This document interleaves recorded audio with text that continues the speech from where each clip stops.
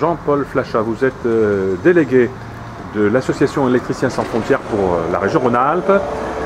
Vous avez réuni ce soir à Savoie Technolac les associations de Savoie, des associations de Savoie qui sont actives dans le domaine du développement, autour de projets, d'énergie mais aussi d'eau par exemple.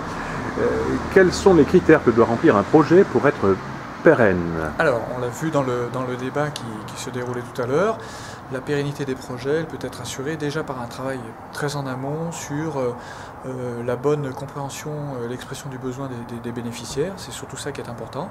C'est les bénéficiaires qui expriment leurs besoins et on les aide à exprimer le besoin. Ça, c'est la première chose. La préparation en amont pour que les bénéficiaires puissent s'approprier effectivement l'action. C'est leur projet à eux, c'est pas les nôtres. On ne vient pas leur imposer les choses. Donc ça, c'est les premières choses. Et puis ensuite, au moment de la réalisation, c'est les impliquer dans la réalisation. On fait avec eux. On ne fait pas et on ne fait pas faire, on fait avec eux.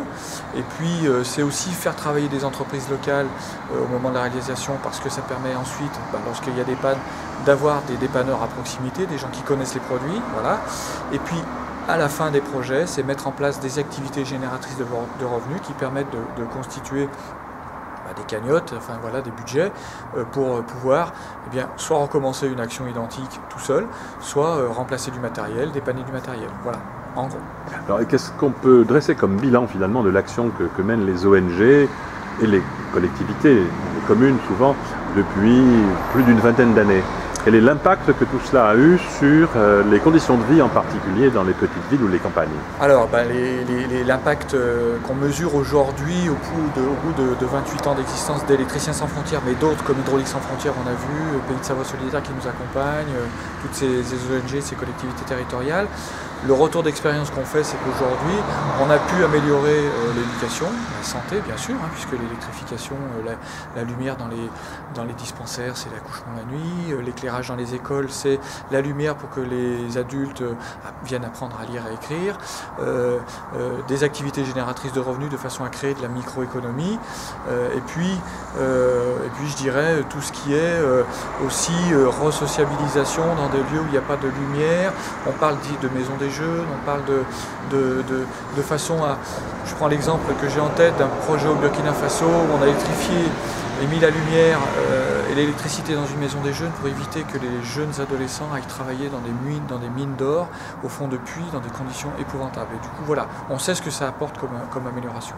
Et en termes de proportion, dans un pays comme le Burkina, sur lequel se sont concentrées beaucoup d'actions, qu'est-ce qui a été accompli et qu'est-ce qui reste à accomplir, y compris avec l'aide de l'État burkinabé? Alors c'est pas quantifiable, c'est pas mesurable, il reste à accomplir, il reste un travail énorme.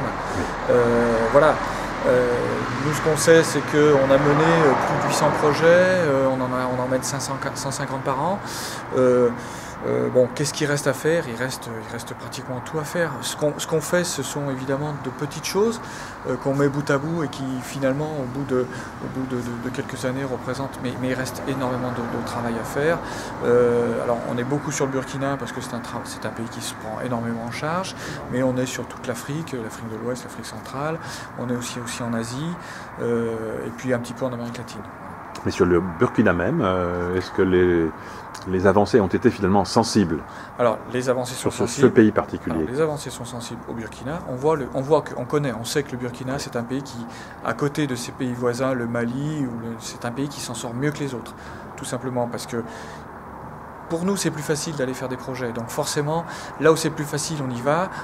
Les gens s'approprient plus facilement les projets. Donc le Burkina, c'est vraiment un pays qui a fait sa révolution en 1986, donc c'est une révolution récente. Donc forcément, c'est un pays qui s'en sort mieux que les autres, et pour nous, c'est plus facile de travailler, et forcément, on mesure plus d'évolution que dans les pays voisins. Notamment sur le plan énergétique.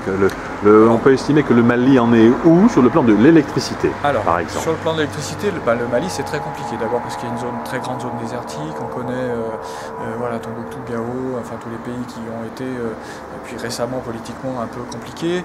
On travaille un peu au Mali, on travaille à la réhabilitation de l'éclairage public. Et c'est vrai que le Mali, par rapport au Burkina, ils ont beaucoup moins, déjà, eux, des sources de production d'énergie. Il y a quelques pays, il y a quelques centrales hydroélectriques dans l'ouest du pays, près du Sénégal. Au Burkina, il y a beaucoup plus d'installations hydroélectriques qu'au Mali. Donc en fait, ils sont beaucoup plus indépendants, je dirais, malgré le fait qu'il y a encore des problématiques. Hein. Il y a des coupures tournantes à Ouaga, il y a des choses comme ça. Donc c'est quand même toujours un petit peu compliqué en termes d'accès à l'énergie. Très bien, je vous remercie.